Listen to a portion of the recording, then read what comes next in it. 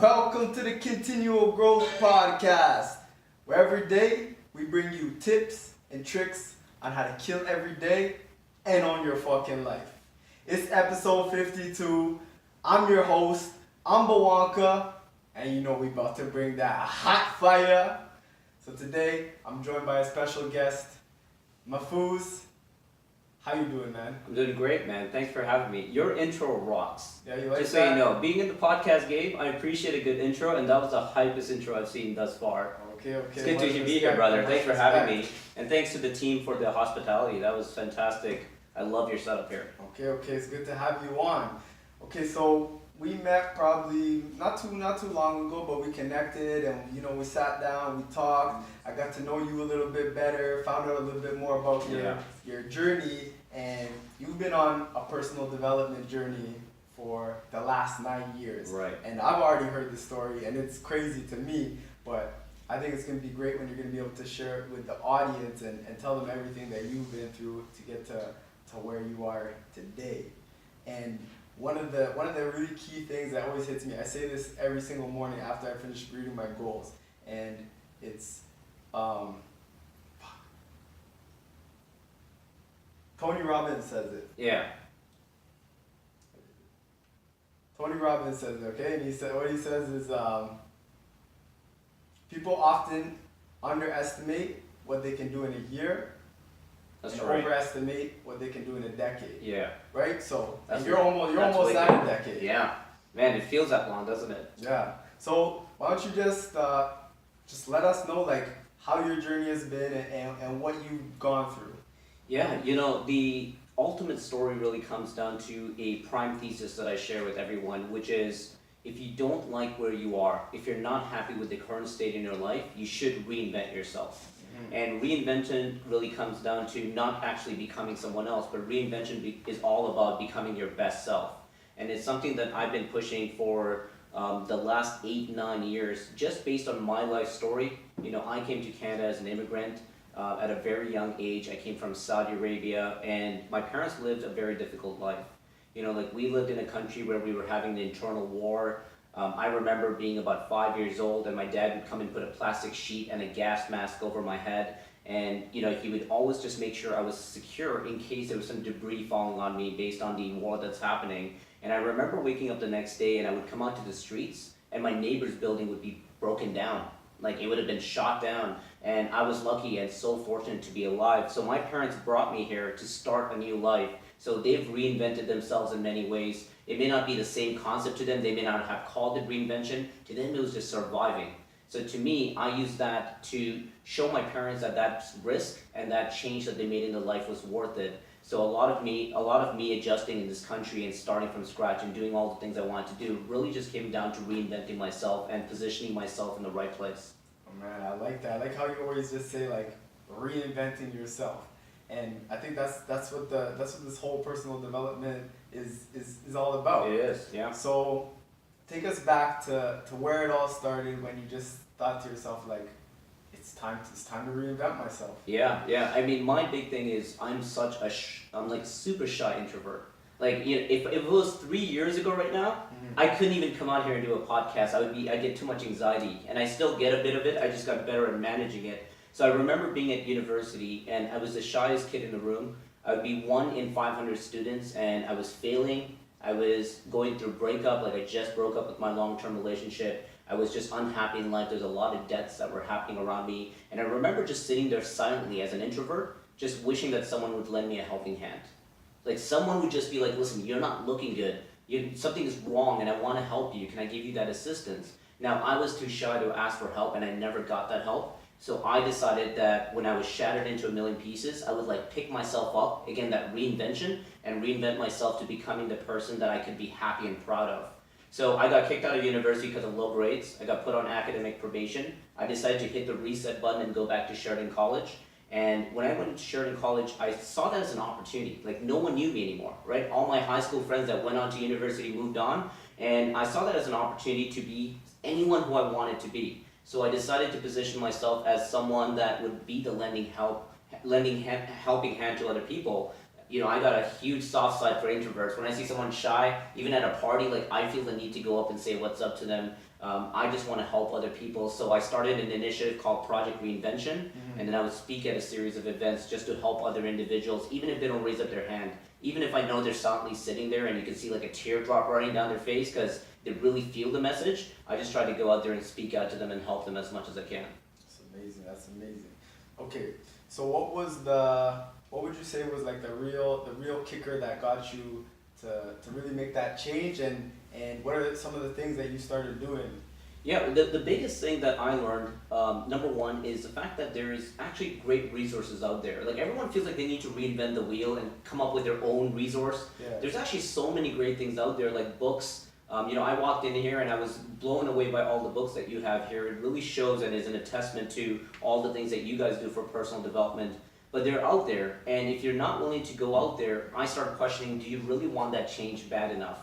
And the first thing that I learned as I was starting to pick up books and on my personal development journey is the concept of knowing your why, right? Why do you want to actually make this change? What is it for you? And a lot of people will first come out and say, oh, I want to make a lot of money, I want to drive a nice car, I want to wear nice jewelry, all that good stuff. But then you start realizing that when times get hard, and they always get hard, you start noticing that people start quitting and they come up with excuses like, oh, I don't need that much money, I make enough to just get by.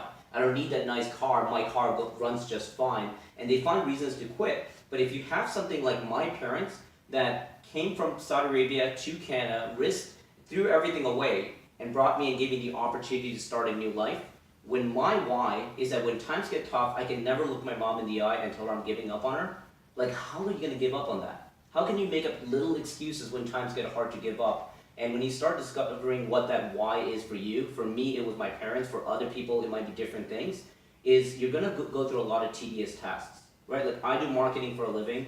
I have to write a lot of documents, a lot of letters, a lot of time on the road that I'm not crazy about, but I know the long-term goal is worth it because I always keep my mind on where I'm going to get to, not where I'm at right now and what I need to do. Yes, yes. And I think that that really affects a lot of people. Like everybody just wants it right now. Yeah. And when you look at someone that's doing what you're doing, you always think, oh man, I wish I was doing that, but you don't see all the things that they do that they could even hate doing, but they do because they know they need to do it. Right. Yeah. It's like it's a big thing knowing that I have to do it. That's why I'm going to do it. Not because maybe you don't love it, but you love what's going to come from it. Yeah. And it's like, what do you have to lose, right? Like, get yourself out there and try these things out. I'm really pushing culture to get to a point where you're not just showing the finish line. You're not just showing yourself holding up the trophy and the vacations. I actually want to show the grind. So like I'm a heavy Instagram user, like I'm obsessed with it. Yeah. Like I could probably give away coffee but not Instagram, it got that bad. But to me it's like I love using Instagram to show day-to-day stuff. Right? Like me actually walking in the cold to come up here right now, me actually going on the long drive, me actually spending the hours recording and spending time with people. Like it shows the grind. And the grind sometimes gets lost when everyone is showing the glory. So I want to get us to that point where the culture is more speaking about the work that they're putting in than actually what they get as a result of the work. Because you're right, instant gratification, right? Everyone expects it tomorrow. Yeah. It's like I woke up, I did work, so I should be rewarded by the end of the day. But I always say like, what if your goal was supposed to appear on 2021, but you gave up on 2018? Right? It didn't work on 2018 and you said this doesn't work anymore, I'm giving up. What if it just took 2 more years, but you didn't have the patience for it? So the patience goes a long way, and it's sad sometimes. It really is sad with how many people, even I personally know, that give up and don't want to continue doing the things that they could have been doing just because they didn't come in the first year. And one of the things that I always say is like, the only way that you're gonna fail is if you give up. Yes. As long as you So keep working, you're gonna fail along the way, but as long as you just keep going, you're gonna hit those obstacles, you're gonna get past those obstacles, and those are gonna be the greatest teacher along the way. You nailed it. Like, failure needs to happen. You need to go through hard times to appreciate the good times, right? If everything fell on your lap and you got everything the way you wanted to, you would never appreciate it. Why do we bother getting better and getting books up on our shelves and spending time listening to audio blog or going to the gym and working on ourselves if everything we wanted just lined up the way it's supposed to? And that's what the problem that I have with people whose ultimate goal is just happiness. Like, if you're just trying to get happy and that's all you're trying to do, once you get to a level where you're like, I'm happy, you stop growing. You stop trying new things. You're comfortable. You take your foot off the gas. When I think about all the things I've done, whether it was writing my book or whether it was starting Project Reinvention or the podcast, all of these things actually started at the worst points in my life. right? Like I started Project Reinvention because I was in pain and I got kicked out of university. I wrote my book because I was engaged and the engagement ended and I felt that I needed therapy, so I wrote down the book. I actually completed my book, believe it or not, in 14 days. Yeah. Yeah, so a lot of people bring it in and they're like, how on earth did you do this? I wrote the book from the very beginning, the first word, to getting it up on a shelf in 14 days because I was fired up. I was fired up by the pain, brother. And that's what a lot of people don't see. They think, oh, you know, you're just motivated, you're thinking of the good times. But the pain is what fires you up too, and some people ignore that. Do you feel like the time when the best things are going to happen is when you have your back against the wall? I truly think so. And this is harsh sometimes, and I remember I said this on our TV show, and a lot of people ask me questions about it. I said that I truly hope that every single person experiences heartbreak once in their life. Just once. You know, you don't have to go through it multiple times because that's just torture. But just once, because the amount of things that you learn when you're shattered into a million pieces and you need to like build yourself up and truly become the person you want to be, you learn so much.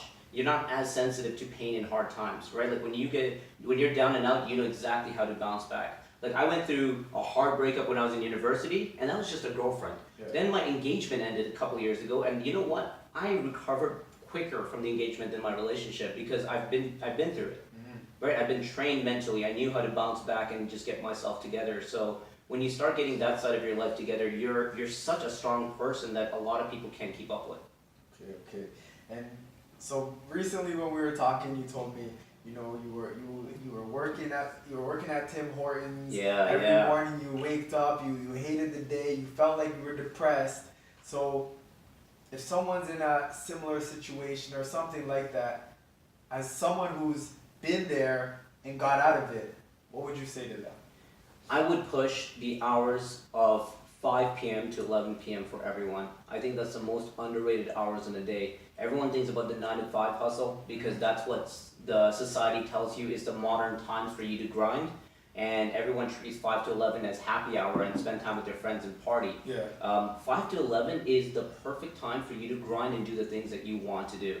Right? So this is where you could close distractions. Like you don't have to be working. You don't have to be answering calls. You can put everything on silence and just put your time in.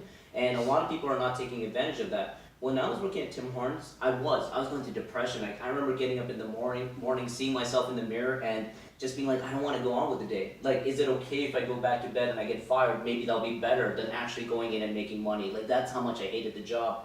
Now, I'm not going to knock it and say I didn't learn anything from it because I learned a lot while working at Tim Hortons, even as someone just pouring coffee. I learned a lot about customer service, but I also realized for me to get out of it, I needed to make minimum income at Tim Hortons and then use 5 p.m. to 11 p.m. to do the things I want to, like work on Project Reinvention, secure some speaking gigs, write my book. Like all the magic has happened between the hours of 5 p.m. and 11 p.m. And I push that to everyone. Like if you're not using those hours, you're limiting yourself to 8 hours of distractions to actually do all the things that you want to do. Right? Like we're here right now, but we also met on a weekend. Right? We also met at lunch. Right? We met up at Toronto at lunch, but we didn't have to. It was Saturday. We could have been doing anything, but we chose to get together and chat. And man, I learned so much about you and I gained so much respect. I love this. There's so many things about you I love, and I'm in the podcast game too, so I want to even ask you some questions if that's okay. Some of them being like, I love your punctuality. Like I want to admire that so much. There's never been a single conversation or a meeting that we've had that you haven't been on time or early. Thank you. You know that, right? Like when I'm on the road and I was like, yo, you're gonna call me at 3:30 p.m. I literally look at my clock, turn from 3:29 p.m. to 3:30, and my phone rings, and there you are. When we decided to meet for lunch, you were already at the restaurant. Like I admire that so much about you. How do you maintain that? How do you build that habit? Because I did a podcast episode, if you listen to it, where I'm actually ranting about how pissed I was at my friends for being late. And like I want to turn the table around and actually admire the people who are doing it right. So how do you do it? Okay, first of all, I want to say thanks because this is something I really had to work on. Like growing up, I was late. I was Mr. Late. Like I was always late. It doesn't matter. Like people are just saying, yo, he's gonna be late. Everyone knows I'm gonna be late. And it wasn't until I was probably like 22 or 23 when I was working on the oil rigs, and I found out like if you're late, your ass is getting fired. So I started learning a lot about time management and how to be on time. And then I started when I went into personal training, I learned like then I'm working one-on-one with clients. So I never want to be late because I don't want them to be late because I started understanding like if I'm late for a meeting, that means I don't respect this person's time. So how could I ever want them to respect my time if I don't respect their time? It's the ultimate sign of disrespect. Yeah. Right? When you're late, you're saying that your time is not important enough for me to actually show up there when I'm supposed to. Yeah. Like, it's a slap in the face. Yeah. And I think, well, like one of the biggest things is having something to do when you get somewhere early. Interesting. Yeah, because like I used to always be like, I can stay here and do whatever I'm doing here. Let me keep working on whatever I'm doing. But I learned to just cut it off, go wherever you need to go, and have things to do while you're waiting. That's awesome. So what are you doing in that? Like, are you reading a book? Are you writing an email? What are you doing while It could waiting? be any time. So a lot of times I like to listen to podcasts or audiobook while I'm walking or waiting or whatnot. Sometimes I like to work out my brain, so I'll do something like a Sudoku puzzle, or maybe play like a little chess game or something. Yeah, like you're on my phone. You're an impressive dude. You really are. Like, it's so rare to see people come in and be that punctual. The other thing that was interesting is I asked you where you want to do lunch, and where'd you pick? Hopscotch. Hopscotch. Yeah. You are true to your fitness. Like, you're the only one that I've ever met that literally has suggested a healthy place to eat. Like, it'll usually be a fast food joint or a restaurant where they give you burgers and fries. Yeah. You know, this year I went on my own mission where, you know, just to get over my whole introvert self, like, I continue practicing what I'm preaching, which is reinvent myself to get to the best me. Mm-hmm. So I decided that I was going to go out and just meet as many people as I can. So anyone that would message me on Instagram for a sit down, I would just make it happen.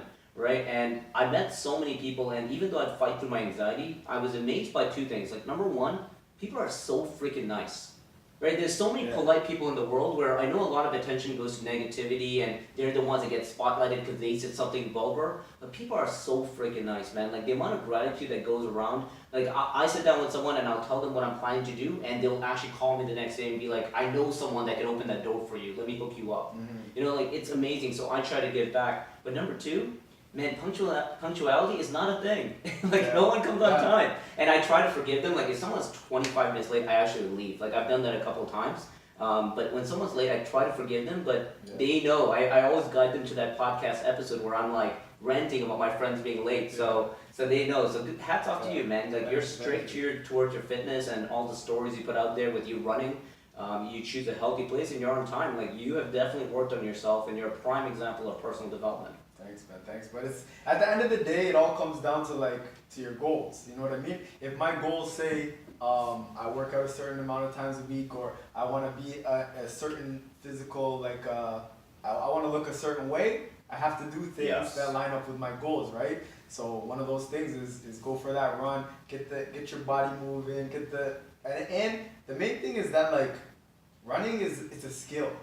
And it's something like I've had it my whole life, right? And there was one day I would try to run and I was losing it. This was back before I started running, and I said, I don't want to lose this skill. Like, this is something I want to keep. Right. So I started running, and ever since then I've been running. You're the only one that I consistently tap on Instagram stories, and you're running in the middle of the streets in the winter. no one does that. So it's cool, man. Like, you're practicing what you preach. Like, anyone can start a podcast show and talk about things they read in a book, and, you know, like, repeat it on a microphone, but you're actually showing it every single day, and I think it's the coolest thing ever. I really push for action, and I really push for people trying new things, and I think those two are key. You know, this podcast is a prime example. You started your show, and I started my show roughly around the same time. Mm-hmm. I wrapped up season 1, and I'm starting off season 2 this month, and I'm excited, but this would have never come to reality to like fruition if we didn't actually put it into action and start it. Yeah. Right? What was your motive? I mean, mine was all about really wanting to share my message, but why did you start yours? The podcast? Yeah. I love helping people. Yeah. I love helping people, and I just realized, like, if I'm able to do this and I have this program that works, like, all you have to do is just focus on one thing, start improving your habits, and I can see this crazy change that's happening in me.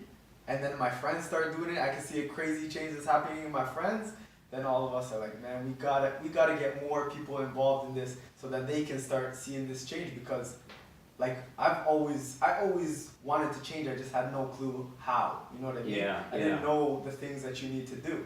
But you start learning what you need to do, and every single time you learn something new, you get better over time. Yeah, and it leads to something else. Yeah, and it's scary to think how many people haven't started a show just because they haven't got it right. Mm-hmm. Right? Like, they haven't figured out how to master it. I think perfectionists could be your worst enemy. Yeah. Like, I'm curious about how you feel about this. I always talk about how, if you obsess over perfection, you'll never get anything done, right? And there's a popular saying that a painter needs to know when to stop painting, Yeah. because you can keep painting and you can feel like, oh, maybe I should add a bit more blue, maybe I should add a few more birds, maybe I should clean this up. But by the end of it, you never put that painting out there, so you need to know when to step away from it. I think that applies to everything, right? Like the podcast show would have never happened if you were waiting to get to this level of your setup, right? You would have waited 50 episodes later that you would have never released as a result of it. So yeah, I push hard against don't obsess over perfection. Like let action do its part and get better over time.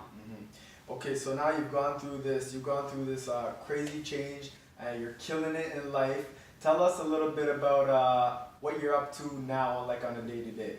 Yeah, my big thing right now is kicking off season 2. I love doing something epic every year. You know, something epic every year, and that's one thing I've become a big fan of. Rule of thumb that's make yesterday jealous. Like yesterday wishes it was today. Like today we're recording a podcast. Yesterday is now jealous and wish it could have been that epic. So my thing is always try to make the next year more epic than the previous. Last year I released a book, and this year I started my podcast. I'm excited to see what comes out of next year. A big part of it has been very interesting that the day I released my book, I think a lot of things in my life has changed. The book has opened up a lot of doors for me. Everyone's been reading my story. It's got a lot of distribution. A lot of people have picked it up, and now they're inviting me to speak at events. Sometimes it's events of how do you write a book. Sometimes it's events about things I talked in my book, like personal development. And sometimes it's just stories about like, wow, you've done some amazing things in marketing. I want to learn a lot more about it. So really now I'm just starting to see the fruits of my labor. And you're right, I've been doing it for 9 years. Right, let's take that in for a second. I've been doing it for 9 years, and only in the last 2 years have I been getting the benefits of all the work I've been putting in the 9 years. Yeah. Now the benefits are at massive scale. Like I've never been at a better position in my life based on the things that I'm doing. I'm in better shape than I used to be. Like I had a lot of weight on me. I was broke. And I remember, like, I love that you said I love helping people, because I was the same way. Even though I was broke, I would have like $200 left to pay the rent, and I would still give that to someone because I saw them set up like a GoFundMe account, and I wanted to help their cause. So I would rather be in debt and help someone than actually not help someone and have money in my pocket. So it came to that point where now I'm just trying to scale.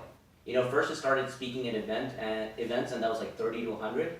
Then I started writing a book, so now people can read the story when they can't come out to my events. And now podcast has gone massive, where using the community that I've built, I've been able to spread the word through audio, where people are now listening to it while walking the dog or going for a run. You know, when you're going on your massive, maniac Toronto runs that I can never do, I like to think those people with headphones on are listening to my podcast. So it's really about taking it up to another level.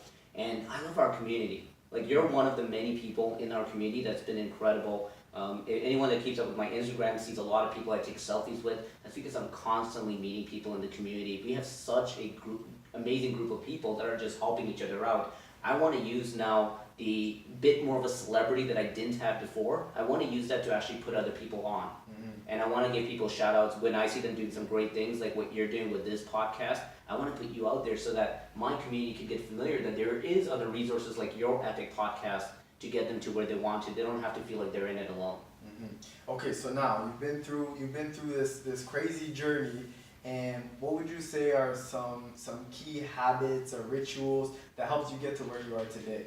Yeah, a big one for me. This is so simple, but it's so underrated. Is actually getting your fitness and your sleep in order.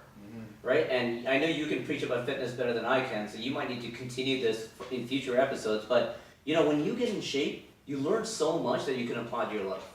Right? Like, you learn discipline, you learn how to plan your time out so that you can fit in other things. Like, how do you make time to fit in the routine of going back to the gym and getting stuff done? You can apply that to anything else, like starting a company, writing a book, creating a podcast. You get so many things done that way. So I have a routine of every Monday, Wednesday, Friday, I'm at the gym between 5 to 8. I go with a colleague of mine that we keep each other accountable, and then sleep. Like, sleep's so underrated, and it's scary when people see what I do all the time, and you know, between speaking at events and other podcasts and other things that I do, it seems like I don't sleep, but I push 8 hours of sleep so hard. Like, I may get up early, but I'll make sure I go to sleep early that night just to make sure I get here. I knew that I was coming out here today to record this episode. I made sure I went to bed early at night because I wouldn't be doing my part in this episode if I didn't sleep and I came in and tired. Right? Like, I owe it to you as a guest to come in and get my rest. So whenever you have things coming up, rest is important because if you don't have the energy to do the things you want to do, remember that 5 p.m. to 11 p.m. I talked about? Yeah. You're not going to use that. You're going to say, I'm too exhausted, I'm going to stay in, I'm going to nap. And those are the biggest habits that I encourage everyone to get into. Even if fitness is not for the sake of becoming jacked and ripped when you're walking around, it's just about getting your discipline in order. Like, you get so much self-control that I never had until I started doing this. Mm-hmm. You must be the same way with your fitness. Yeah, man, for sure. Okay, so now we're coming to the end of this. We're getting close to the end. So, what's one piece of advice that you would give to someone who's maybe struggling right now, or just actually for anybody? What's one piece of advice that you would give? This comes back to my initial thesis. If you're not happy with any area of your life, anything, whether it's relationships, whether it's your fitness, whether it's your financial, find a way to reinvent yourself. There are incredible resources out there. You know, we have the beauty of a cell phone device and a website that's unknown to a lot of people called google.com. You go on that website, you type in what you're looking for, and look for the resources that are available. There are incredible things out there. And of course, there's also people like myself and other great shows and other events that you can reach out to in order to get help. There is no reason you need to feel like you're in it alone. Just reinvent yourself as you go. Okay. What was that, like 3 advices? Whatever, man. We're going to collect that together. It was good advice. No, that was good. Okay, so now where can people find you? Yeah, Instagram is my go-to. My name is Mahfuz C on Instagram. That's MAHFUZC. I'm also a host of a show called Ride With Me, so you can also check out that podcast. And then listen, I just want to give you guys a lot of love. Everything you guys do with continual growth is something that I'm such a big fan of. Like, I'm on the personal development journey, and I remember 6 years ago looking for resources, and I wish I found a podcast like yours back then, because I started listening to some episodes, I caught up as I knew I was coming into this show, and I am so inspired by what you guys do and the stories that you share. Like, big ups, and I really hope that a lot of people pay more attention to the other episodes you have here. Okay. Thanks a lot, man. Thanks a lot. Thanks for coming on the show. You're here to hear from Mahfuz, and today was just all about reinventing yourself. Like, it doesn't matter. All you have to do is you just gotta take that first step. You gotta start making that action. You just gotta do something. Don't just sit there and complain. Go out there, make something happen, live your best life. So, December 19th, we got our growth talk coming up. Don't forget, if you need we got a promo code for you. It's Pod Talks. You're gonna get 50% off. Get your tickets. This is coming out on December 18th, so it's going to be the next day, so you better hurry. Hopefully we're not already sold out. Get on it. And other than that, if you need growth coaching, you're somebody who's hardworking, you're motivated, you just don't know which way to go, we got you. We'll help you make that plan. We'll help you start moving forward. We'll help you create goals. And other than that, kill every day and own your fucking life. Bless up!